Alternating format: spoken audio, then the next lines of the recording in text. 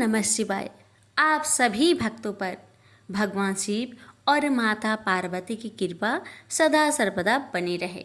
प्यारे भक्तों, आज आप सभी श्रवण करेंगे 16 सोमवार की व्रत कथा।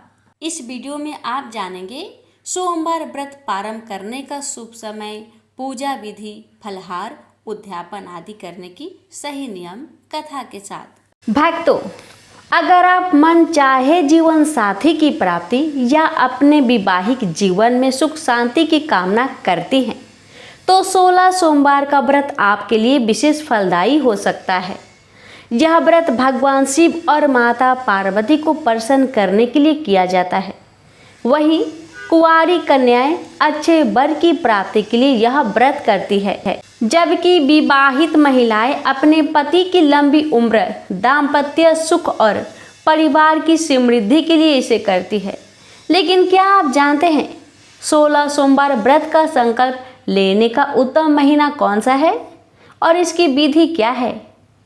ऐसे में आइए हम जानते हैं इस व्रत का संकल्प कब ले और क्या महत्व है और इसकी विधि क्या है। भक्तों, ज्योतिष शास्त्र के अनुसार 16 सोमवार व्रत का संकल्प लेने का सबसे उत्तम समय श्रावण मास माना गया है। इस वर्ष 2025 में श्रावण मास की शुरुआत 11 जुलाई से हो रही है और यह 9 अगस्त तक चलेगा। इस दौरान पहला सोमवार 14 जुलाई को पड़ेगा, यानी कि आज, जिसे 16 सोमवार व्रत प्रारंभ करने के लिए आदर्श दिन माना गया है। इस दिन से आप व्रत की शुरुआत करके लगातार 16 सोमवार तक इस उपवास को कर सकती हैं। विधि रहेगी इस प्रकार। व्रत की शुरुआत सुबह ब्रह्म मुहूर्त में स्नान करके करें। स्वच्छ कपड़े पहनकर पूजा स्थल को साफ करें और वहां गंगा जल का छिड़काव करें। फिर शिवलिंग को पहले गंगा जल, फिर दूध से स्नान कराएं। उसके बाद शुद्ध जल से धोकर शिवलिंग को बेलपत्र, धतूरा, सफेद पुष्प, भस्म, मिठाई और गाय का दूध अर्पित करें। इसके बाद ओम नमः शिवाय मंत्र का 108 बार जाप करें या शिव जी के 108 नामों का स्मरण करें। फिर शिव चालीसा का पाठ करें और अंत में शिव जी की आरती करें। पूजा संपन्न करें। पूजा के अंत में भगवान शिव से अपने और अपने परिवार की सुख शांति, समृद्धि और संतान सुख की प्रार्थना करें। भक्तों, श्रावण मास भगवान शिव को अत्यंत प्रिय होता है। मान्यता है कि इस माह में की गई भक्ति, उपवास, दान और ध्यान का विशेष फल मिलता है। 16 सोमवार व्रत सावन में आरंभ करने से व्यक्ति को न सिर्फ सांसारिक सुखों की प्राप्ति होती है, बल्कि आत्मिक शुद्धि भी होती है। पूर्वी जन्मों के पापों का नाश होता है और मानसिक आध्यात्मिक शांति मिलती है। कहा जाता है कि इस व्रत को पूरी श्रद्धा और विधि से करने पर मनोकामना अवश्य पूर्ण होती है। आइए भक्तों, कथा शुरू करने से पहले हम भगवान से क्षमा प्रार्थना करते हैं। हे भोलेनाथ, मैं जो ये पावन व्रत कथा कहने जा रही हूँ, अगर मुझसे कोई त्रुटि हो, वाणी या भावना में कोई भूल हो तो कृपा कर क्षमा करें। जो भक्त व्रत कर रहे हैं और मन से इस कथा को सुन रहे हैं, उन सभी भक्तों की सभी मनोकामना को पूर्ण करें। जो भी इस व्रत में अज्ञानवश कोई भूल कर बैठे हो, उन्हें भी आप क्षमा करके वरदान दीजिए। हे शिव शंभु, सब पर अपनी कृपा सदा सर्वदा बनाए रखे। ओम नमः शिवाय। तो आइए भक्तों, श्रवण करते हैं कथा। कथा को पूरा अवश्य सुनिएगा, क्योंकि आप सभी तो जानते ही हैं व्रत के दौरान अधूरा कथा से पूर्ण फल प्राप्त नहीं होता। इसलिए कथा को श्रद्धा और भक्ति के साथ पूरा अवश्य सुनिएगा। भोलेनाथ आप सभी भक्तों की हर मनोकामना को पूर्ण करें। ओम नमः शिवाय। कथा इस प्रकार है। एक समय श्री महादेव जी पार्वती के साथ भ्रमण करते हुए मृत्यु लोक में अमरावती नगरी में आए। वहां के राजा ने शिव मंदिर बनवाया था, जो कि अत्यंत भव्य एवं रमणीक तथा मन को शांति पहुंचाने वाला था। भ्रमण करते समय शिव पार्वती भी वहां ठहर गए। पार्वती जी ने कहा, हे नाथ, आओ आज इसी स्थान पर चौसर पासे खेले। खेल प्रारंभ हुआ। शिव जी कहने लगे, मैं जीतूंगा। इस प्रकार उनकी आपस में वार्तालाप होने लगी। उस समय पुजारी जी पूजा करने आए। पार्वती जी ने पूछा, पुजारी जी बताइए, जीत किसकी होगी? पुजारी बोला, इस खेल में महादेव जी के समान कोई दूसरा परंगत नहीं हो सकता, इसलिए महादेव जी ही यह बाजी जीतेंगे। परंतु हुआ उल्टा, जीत पार्वती जी की हुई। अतः पार्वती जी ने पुजारी जी को कोढ़ी होने का श्राप दे दिया कि तूने मिथ्या भाषण किया। अब तो पुजारी कोढ़ी हो गया। शिव पार्वती जी दोनों वापस चले गए। कुछ समय पश्चात अप्सराएं पूजा करने आई। अप्सराओं ने पुजारी के उसके कोढ़ी होने का कारण पूछा। पुजारी ने सब बातें बता दी। अप्सराएं कहने लगी, पुजारी जी आप 16 सोमवार का व्रत करें तो शिव जी प्रसन्न होकर आपका संकट दूर करेंगे। पुजारी जी ने अप्सराओं से व्रत की विधि पूछी।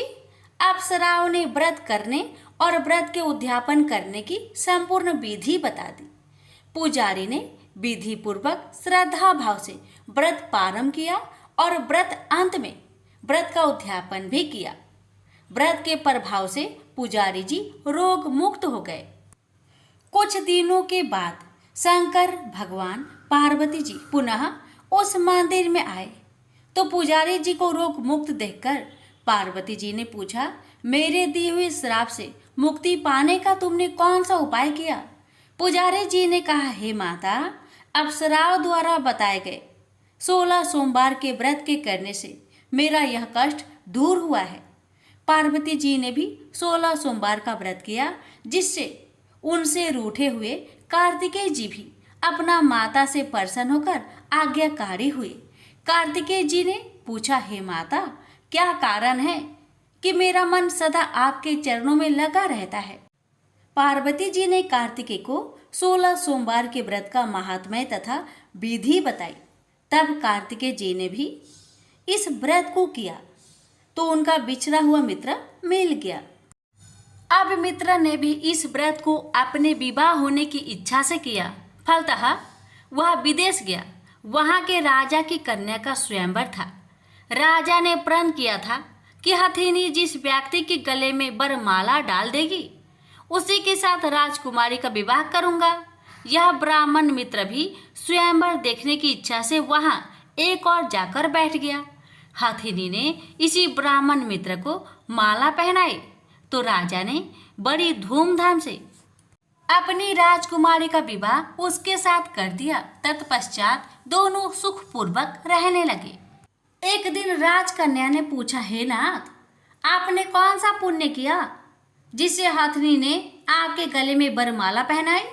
ब्राह्मण पति ने कहा, मैंने कार्तिकेय जी द्वारा बताए अनुसार 16 सोमवार का व्रत पूर्ण विधि विधान सहित श्रद्धा भक्ति से किया, जिसके फल के कारण मुझे तुम्हारे जैसे सौभाग्यशाली पत्नी मिली।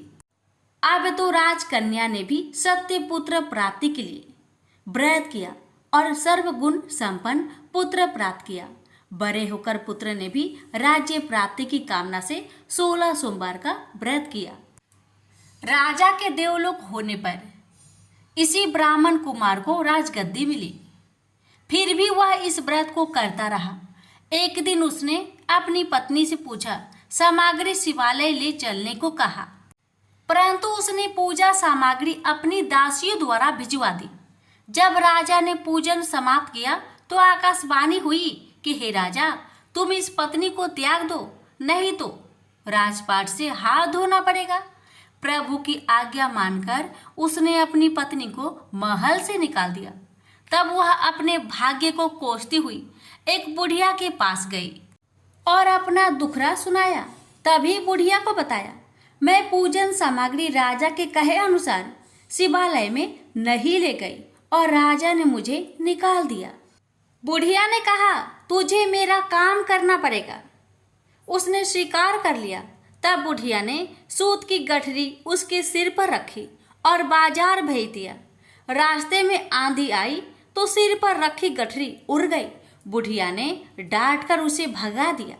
अब रानी बुढ़िया के यहाँ से चलते चलते एक आश्रम में पहुंची। गोसाई जी उसे देखते ही समझ गए कि यह उच्च घराने की अबला विपत्ति की मारी है।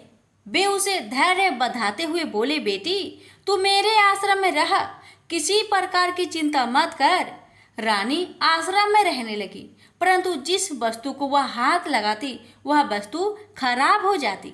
यह देखकर गोसाई जी ने पूछा, बेटी किस देव के अपराध से ऐसा होता है? रानी ने बताया कि मैंने अपने पति की आज्ञा का उल्लंघन किया और शिवालय में पूजन के लिए नहीं गई। इससे मुझे घोर कष्ट उठाने पड़ रहे हैं। गोसाई जी ने शिव जी से उसके कुशल क्षेम के लिए प्रार्थना की और कहा, बेटी तुम 16 सोमवार का व्रत विधि के अनुसार करो। तब रानी ने विधि पूर्वक व्रत पूर्ण किया। व्रत के प्रभाव से राजा को रानी की याद आई और दूतों को उसकी खोज में भेजा। आश्रम में रानी को देख दूतों ने राजा को बताया। तब राजा ने वहां जाकर गोसाई जी से कहा, महाराज यह मेरी पत्नी है, मैंने इसका परित्याग कर दिया था, कृपया इसे मेरे साथ जाने की आज्ञा दें। शिव जी की कृपा से प्रति वर्ष 16 सोमवार का व्रत करते हुए वे आनंद से रहने लगे और अंत में शिवलोक को प्राप्त हुए। प्रेम से बोलिए हर हर महादेव, माता पार्वती की जय। ओम नमः शिवाय। तो भक्तों, आपने अभी श्रवण किया 16 सोमवार की व्रत कथा। शिव जी की कृपा आप सभी भक्तों पर सदा सर्वदा बनी रहे। अब आइए श्रवण करते हैं सावन सोमवार की व्रत कथा और महाकाल की कथा। किसी नगर में एक धनी व्यापारी रहता था। दूर दूर तक उसका व्यापार फैला हुआ था।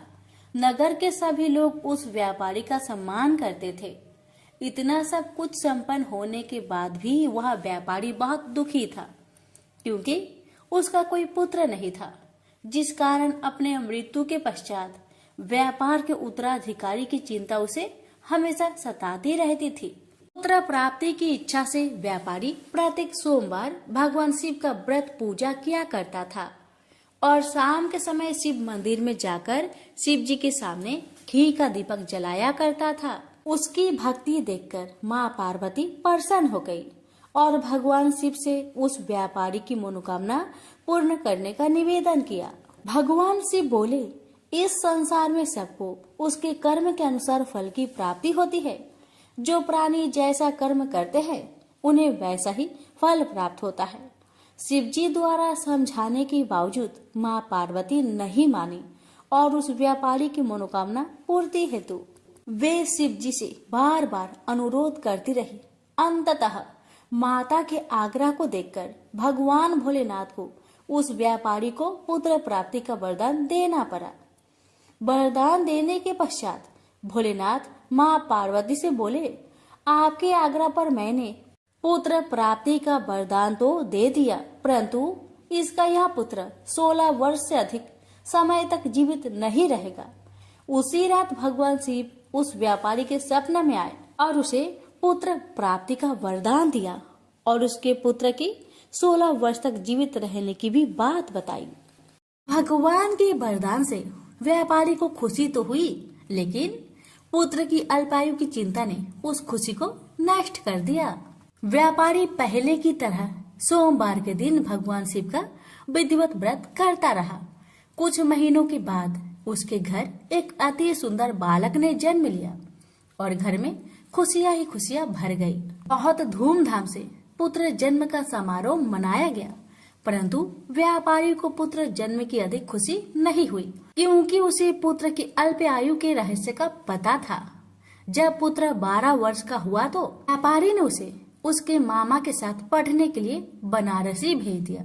लड़का अपने मामा के साथ शिक्षा प्राप्त हेतु चल दिया। रास्ते में जहाँ भी मामा भांजे विश्राम हेतु रुकते, वहीं यज्ञ करते और ब्राह्मणों को भोजन कराते।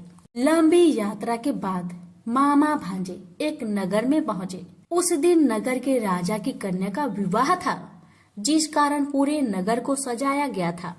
निश्चित समय पर बारात आ गई, लेकिन वर का पिता अपने बेटे के एक आंख से काने होने के कारण बहुत चिंतित था। उसे भय था कि इस बात का पता चलने पर कहीं राजा विवाह से इनकार न कर दे, इससे उसकी बदनामी भी होगी। जब वर के पिता ने व्यापारी के पुत्र को देखा तो उसके मस्तिष्क में एक विचार आया।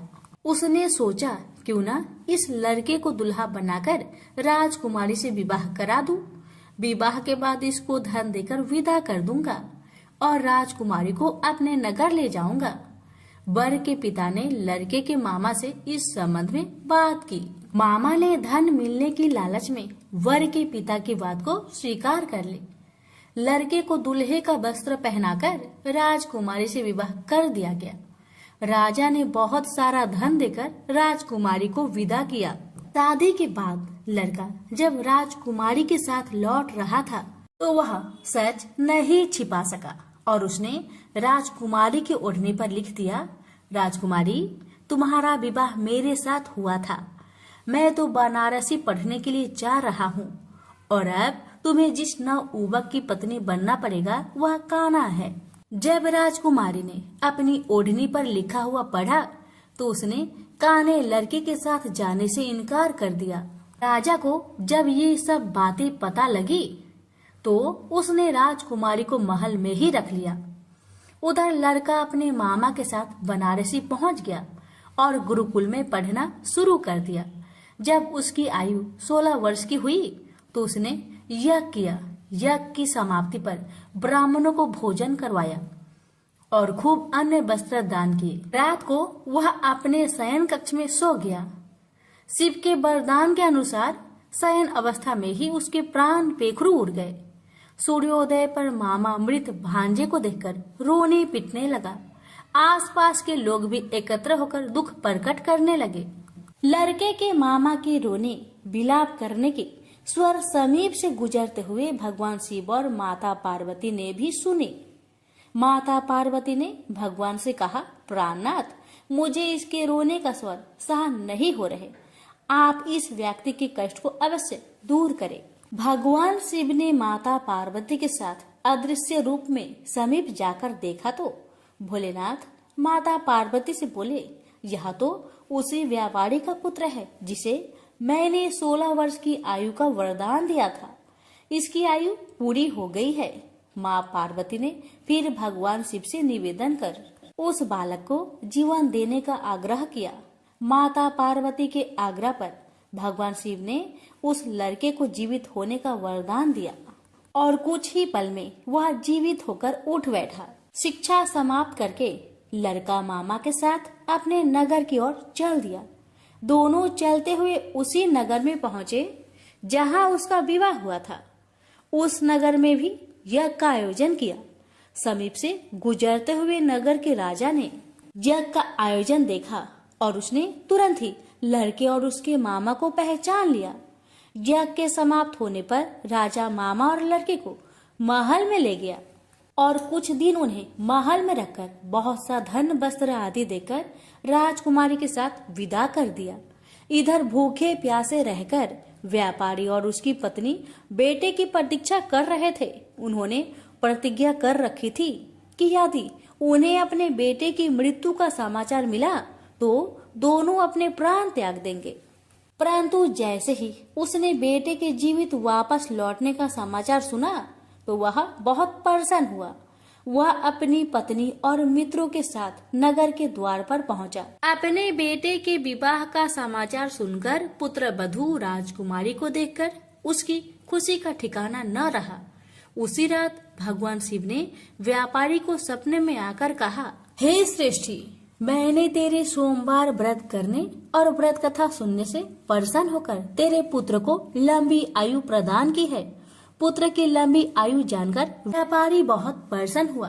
शिव भक्त होने तथा सोमवार का व्रत करने से व्यापारी की सभी मनोकामनाएं पूर्ण हुई। इसी प्रकार जो भक्त सोमवार का विधिवत व्रत करते हैं और व्रत कथा सुनते हैं उनकी सभी इच्छाएं पूरी होती है।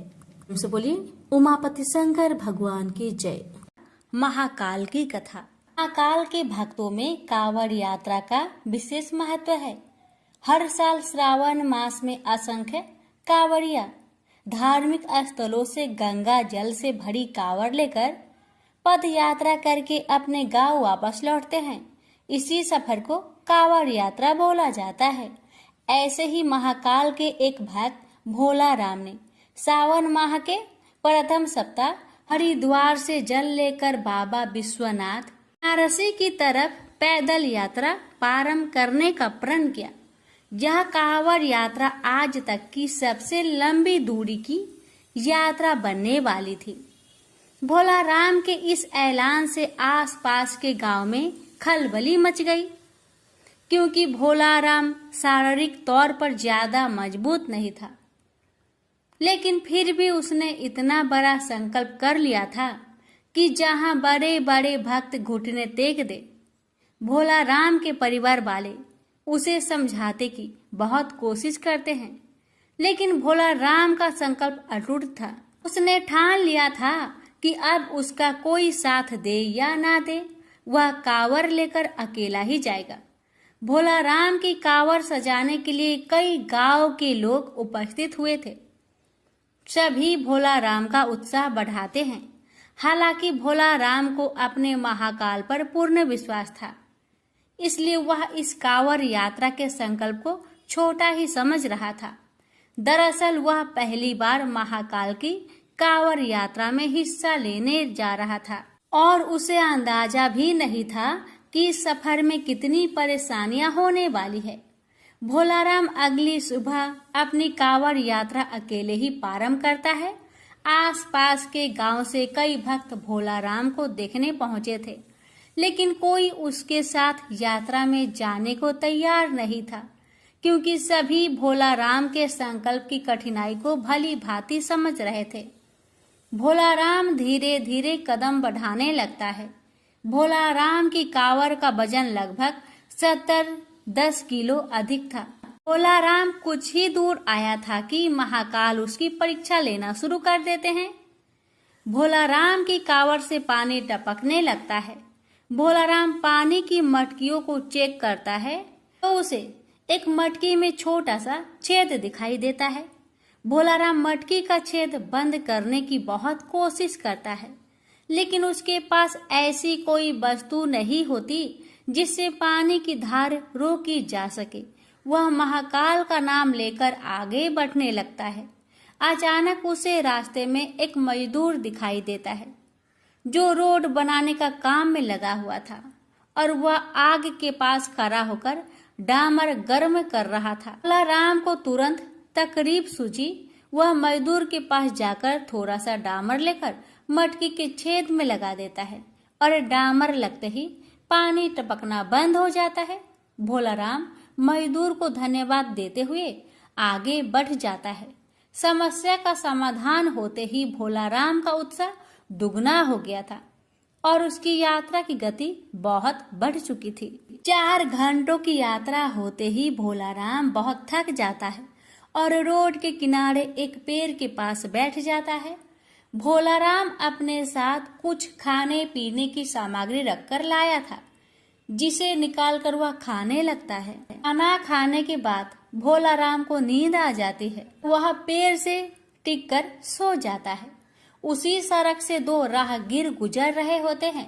अचानक उनकी नजर भोला राम पर पड़ती है। वह पेड़ से टिका हुआ सो रहा था और उसके बगल में एक थैला और कांवड़ रखी होती है। ये दोनों राहगीर आदतन अपराधी थे। भोला राम का थैला चोरी करने का विचार से दोनों उसकी तरफ बढ़ने लगते हैं।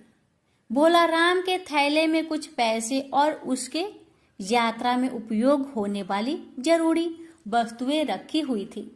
दोनों राहगीर जैसे ही भोला राम का थैला उठाते हैं, दहशत से उनके पांव कांपने लगते हैं, क्योंकि थैला उठाते ही भोला राम के सर के ऊपर एक बहुत विशाल सांप फन फैलाए खड़ा हो जाता है। सांप को देखते ही थैला छोड़कर दोनों दुम दबाकर भाग जाते हैं। भोला राम को सोते हुए पूरी रात गुजर जाती है। उसे इस घटना की भनक तक नहीं लगती और जैसे ही वह सुबह उठकर देखता है कि उसका थैला थोड़ा दूर पड़ा है, उसे समझ में आ जाता है कि किसी ने चोरी करने की कोशिश की थी, लेकिन उसे ताज्जुब होता है कि चोरों ने थैला छोड़ क्यों दिया था। भोलाराम तुरंत थैले में अपना सामान देखता है। उसे सभी चीजें व्यवस्थित मिलती है। वह अपनी नित्य क्रिया करके कांवड़ यात्रा पुनः प्रारंभ कर देता है। भोलाराम को महाकाल की यात्रा में आनंद आने लगा था। भोलाराम को रास्ते में कांवड़ ले जाते दिख कई श्रद्धालु खाने पीने की वस्तुएं और पैसे उसे भेंट करते हैं। भोलाराम को सफर करते हुए 8 दिन गुजर चुके थे और अभी तक उसने आधा ही सफर तय किया था। रास्ते भर बारिश की बूंदें भोलाराम को थकान का एहसास नहीं होने दे रहे थे। अभी तक तो भोलाराम को सफर में किसी खास परेशानी का सामना नहीं करना पड़ा था, लेकिन अब उलझन बढ़ने वाली थी क्योंकि बारिश तेज होने वाली थी। नदियों का जल स्तर बढ़ रहा था और अभी भोलाराम को रास्ते में कई नदी नाले पार करने थे। भोलाराम शारीरिक दुर्बल जरूर था, लेकिन उसके हौसले बुलंद होते हैं। महाकाल की भक्ति ने उसे ऐसा साहस दिया था कि वह अपनी कांवड़ यात्रा को बिना रोके आगे बढ़ता जा रहा था। अचानक भोलाराम को लोगों की भीड़ दिखाई पड़ती है। वह पास जाकर देखता है तो हैरान हो जाता है क्योंकि नदी का पुल टूट चुका होता है और आने जाने के लिए यही एक रास्ता था, और जब तक नदी का पानी सामान्य स्तर में नहीं आ जाता तब तक यहाँ से पार करना नामुमकिन था। भोलाराम कांवड़ लेकर सड़क पर ही बैठ जाता है और पानी नीचे उतरने का इंतजार करने लगता है। उसे बैठे 4 घंटे ही हुए थे कि अचानक एक एम्बुलेंस आकर खड़ी हो जाती है। एम्बुलेंस के अंदर मंत्री को ले जाया जा रहा था, लेकिन पुल टूटने की वजह से एम्बुलेंस को रुकना पड़ता है। लेकिन जैसे ही मंत्री के काफिले को पुल टूटने की खबर मिलती है तो वह मंत्री जी के लिए हेलीकॉप्टर भेज देते हैं। हेलीकॉप्टर पहुंचते ही मंत्री जी के साथ साथ वहां बैठे लोगों को भी नदी के उस पार जाने का मौका मिल जाता है और उन्हीं लोगों के बीच में भोलाराम भी अपनी कांवड़ लेकर हेलीकॉप्टर में बैठ जाता है और नदी पार कर लेता है। भोलाराम महाकाल को मन ही मन प्रणाम करता है और अपना सफर जारी कर देता है। कुछ दूर आगे आने के बाद भोलाराम को एक गांव के किनारे पहाड़ी के ऊपर छोटा सा मंदिर दिखाई देता है। भोलाराम को अचानक उस मंदिर में जाने का विचार आता है। वह अपनी कांवड़ लेकर मंदिर की तरफ जाने लगता है। मंदिर थोड़ा ऊंचाई पर था, उसे ऊपर चढ़ने में परेशानी हो रही थी, लेकिन भोलाराम पेड़ की शाखाएं पकड़कर मंदिर के द्वार तक पहुंच जाता है और अपनी कांवड़ को मंदिर के बाहर रखकर अंदर प्रवेश कर जाता है। अंदर पहुंचते ही उसे एक साधु ध्यान में बैठे हुए दिखाई देते हैं। भोलाराम की आहट से उनकी आंखें खुल जाती है। वह भोलाराम को उसके नाम से बुलाते हुए कहते हैं कि भोलाराम लाओ पानी मुझे दे दो, मुझे बहुत प्यास लगी है। भोलाराम को ताज्जुब होता है कि साधु ये कैसे जानते हैं कि मैं मटकी में जल लाया हूँ। भोलाराम तुरंत साधु के सामने हाथ जोड़कर खड़ा हो जाता है और कहता है, बाबा आप तो अंतर्यामी प्रतीत हो रहे हैं। आप तो सब कुछ जानते हैं कि मैं कांवड़ के लिए पवित्र जल ले जा रहा हूँ, जिसे मैं अपने महाकाल को अर्पित करूँगा, और अगर मैंने यह आपको दे दिया तो मेरे पास वहां से जाने के लिए कुछ नहीं बचेगा, और वैसे भी रास्ते में बहुत सारा जल गिर चुका है। मैं क्षमा चाहता हूँ, मैं आपको जल नहीं दे सकता। और इतना कहकर भोलाराम मंदिर से बाहर आ जाता है और अपना कांवड़ लेकर पहाड़ से नीचे उतर जाता है। भोलाराम कच्चे रास्ते से आगे बढ़ने लगता है। थोड़ी ही दूर उसे एक गांव दिखाई देता है और जैसे ही वह गांव के करीब पहुंचता है, वहां कुछ लोग बैठे होते हैं। सभी भोलाराम को कांवड़ ले जाते देख उसके पास पहुंच जाते हैं। गांव के लोग भोलाराम को खाने पीने की वस्तु भेंट करने के लिए आगे आते हैं, लेकिन भोलाराम उन्हें रोक देता है और कहता है, अगर आप मुझे कुछ देना ही चाहते हैं तो पीछे पहाड़ी पर एक मंदिर है, वहाँ एक साधु भूखे प्यासे बैठे हैं, कृपया करके उन्हें यह सब भिजवा दीजिए। गांव के लोग भोला राम को आश्चर्यचकित होकर देखने लगते हैं और कहते हैं, भैया यहाँ तो कोई पहाड़ी नहीं है, ये पूरा इलाका जंगली है और यहाँ पेड़ पौधे के अलावा आपको कुछ दिखाई नहीं देगा। जरूर आपको कोई भ्रम हुआ होगा। भोला राम सोच में पड़ जाता है और कुछ देर के बाद वह कहता है कि मैं दावे के साथ कह सकता हूँ, यहाँ पहाड़ी में एक मंदिर है, आप सभी मेरे साथ चलिए, मैं आपको दिखाता हूँ।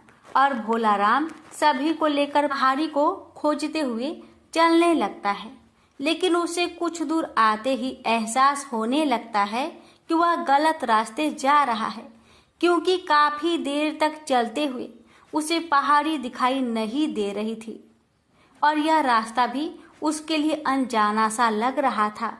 वह गांव वालों से तुरंत कहता है कि आपके गांव आने का इसके अलावा कोई और रास्ता है क्या? गांव वाले मना कर देते हैं और भोला राम को समझाते हैं कि आप भ्रमित ना हो, यहाँ कोई मंदिर नहीं है और ना ही कोई साधु भूखा प्यासा बैठा है।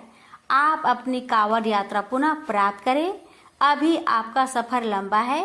भोला राम वहीं घुटने के बल बैठ जाता है और हाथ जोड़कर महाकाल का आह्वान करके जोर जोर से रोने लगता है और रोते हुए कहता है, महाकाल, मैं आपको पहचान नहीं पाया, कृपया मुझे दर्शन दीजिए। मैं जानता हूँ साधु के भेष में आप ही थे।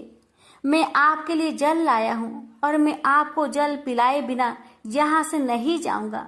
और कुछ ही देर में भोला राम के सामने से बड़े बड़े पेड़ों के पीछे अचानक पहाड़ी में मंदिर नजर आने लगता है। गांव के सभी लोग मंदिर को देखकर दंग रह जाते हैं। मंदिर दिखाते ही भोला राम कांवड़ लेकर दौड़ पड़ता है और दोबारा उसी मंदिर में प्रवेश कर जाता है। गांव के लोग पहाड़ी के नीचे खड़े होकर महाकाल की महिमा देख रहे होते हैं। मंदिर रहस्यमयी था, जिसे आज से पहले किसी ने नहीं देखा था। भोला राम मंदिर के अंदर पहुंचते ही साधु के सामने अपनी कांवड़ रख देता है और साधु भोला राम से कहते हैं, मेरे मस्तक में जल डालो। और जैसे ही भोला राम मटकी से साधु के सर में जल डालता है, अचानक उनके सामने का नजारा बदल जाता है और वह बनारसी की गंगा नदी के किनारे पहुंच चुका होता है। उसे कुछ समझ में नहीं आता, क्योंकि अभी यहाँ तक पहुँचने के लिए उसे 5 दिन का सफर और करना था, लेकिन यह सफर पलक झपकते ही पूरा हो चुका था। महाकाल की महिमा को वह समझ चुका था। भोला राम की आंखों में आंसू आ जाते हैं और वह गंगा नदी के किनारे महाकाल के ध्यान में बैठ जाता है। भोला राम की कांवड़ यात्रा स्वयं महाकाल ने संपन्न की थी, जिससे भोला राम का जीवन धन्य हो गया था। और उसकी कांवड़ यात्रा पूरी होते ही महाकाल की कहानी गाथा समाप्त हो जाती है। तो प्रेम से बोलिए हर हर महादेव, महाकाल की जय। रसपान करेंगे शिव चालीसा। श्री गणेश गिरिजा सुवन, मंगल मूल सुजान, कहत अयोध्या दास, तुम देहु अभय वरदान। जय गिरिजापति दीन दयाला, सदा करत संतन प्रतिपाला। भाल चंद्रमा सोहत नीके, कानन कुंडल नाग फनीके। अंग गौर सिर गंगे बहाए, मुंड माल तन छार लगाए। वस्त्र खाल बाघंबर सोहे, छवि को देख नाग मुनि मोहे। मैना मातु की है दुलारी, बाम अंग सोहत छवि न्यारी। कर त्रिशूल सोहत छवि भारी, करत सदा शत्रुन क्षयकारी। नंदी गणेश सोहे तह कैसे, सागर मध्य कमल है जैसे। कार्तिक श्याम और गणेराऊ, या छवि को कही जात न काऊ। देवन जब ही जाए पुकारा, तब ही दुख प्रभु आप निवारा। किया उपद्रव तारक भारी, देवन सभी मिली तुम ही जुहारी। तुरंत सडानन आप पठाए, लवनी मेष महामारी गिराए। आप जलंधर असुर संहारा, सुयश तुम्हार विदित संहारा। तेरे पुरा सुर सन युद्ध मचाई, सब ही कृपा कर लीने बचाई। किया तप ही भागीरथ भारी, पूरब प्रतिज्ञा तसु पुरारी। दानिन महा तुम सम कोई नाही, सेवक स्तुति करत सदाही। वेद नाम महिमा तव गाई, आकथ अनादि भेद नहीं पाई। परगट उदधि मंथन में ज्वाला, जरे सुरासुर भय बिहाला। किन्हि दया तह करी सहाय, नीलकंठ तब नाम कहाई। पूजन रामचंद्र जबे किन्हा, जीत के लंक विभीषण दिन्हा। सहज कमल में हो रही धारी, किन्हि परीक्षा तब ही पुरारी। एक कमल प्रभु राखेओ जोई, कमल नयन पूजन चह सोई। कठिन भक्ति देखी प्रभु शंकर, भाई प्रसन्न दिए इच्छित वर। जय जय जय आनंद अविनाशी, करत कृपा सबके घटवासी। दुष्ट सकल निति मोहि सतावे, भ्रमत रहे मोहि चन नावे। त्राहि त्राहि मैं नाथ पुकारो, जही अवसर मोहि आने उबारो। ले त्रिशूल शत्रुन को मारो, संकट से मोहि आने उबारो। मातु पिता भ्राता सब कोई, संकट में पूछत नहीं कोई। स्वामी एक है आस तुम्हारी, आए हरहु अब संकट भारी। धन निर्धन को देत सदाही, जो कोई जाचे वो फल पाही। स्तुति के ही विधि करो तुम्हारी, क्षमहु नाथ अब चूक हमारी। शंकर हो संकट के नाशन, मंगल कारण विघ्न विनाशन। योगी यति मुनि ध्यान लगावे, नारद सारद शीस नवावे। नमो नमो जय नमो शिवाय, सुर ब्रह्मादि की पार न पाए। जो यह पाठ करे मन लाई, तापर होत है शंभु सहाय। ऋणिया जो कोई हो अधिकारी, पाठ करे सो पावन हारी। पुत्रहीन कर इच्छा कोई, निश्चय शिव प्रसाद देहि तोई। पंडित त्रयोदशी को लावे, ध्यान पूर्वक होम करावे। त्रयोदशी व्रत करे हमेशा, तन नहीं ताके रहे कलेसा। धूप दीप नेवद चढ़ावे, शंकर सम्मुख पाठ सुनावे। जन्म जन्म के पाप नसावे, अंतवास शिवपुर में जावे। कहे अयोध्या आस तुम्हारी, जानी सकल दुख हरहु हमारी। नित नेम कर प्रताही, पाठ करो चालीसा। तुम मेरी मनोकामना, पूर्ण करो जगदीश। मंगसर छठी हेमंत ऋतु, संगवत 64 जान। स्तुति चालीसा शिव ही, पूर्ण कीन कल्याण। ओम नमः शिवाय। हर हर महादेव। जय भोलेनाथ। शिव जी की आरती। ओम जय शिव ओंकारा, स्वामी जय शिव ओंकारा। ब्रह्मा विष्णु सदा शिव, अर्धांगी धारा। ओम जय शिव ओंकारा, स्वामी जय शिव ओंकारा। एकानन चतुरानन पंचानन राजे, हंसानन गरुड़ासन वृषवाहन साजे। ओम जय शिव ओंकारा, स्वामी जय शिव ओंकारा। दो भुज चार चतुर्भुज, दस भुज अति सोहे, त्रिगुण रूप निरखते, त्रिभुवन जन मोहे। अछि माला बने माला, मुंड माला धारी, त्रिपुरारी कंसारी करे माला धारी। श्वेतांबर पीतांबर बाघंबर अंगे, सनकादिके गरुणादिके भूतादिके संगे। कर के माध्य का मंडलु चक्र त्रिशूली धारी, सुखकारी दुखहारी जगपालनकारी। ब्रह्मा विष्णु सदा शिव जानत अविवेका, मधु के टप दो मारे सुर भयहीन करे।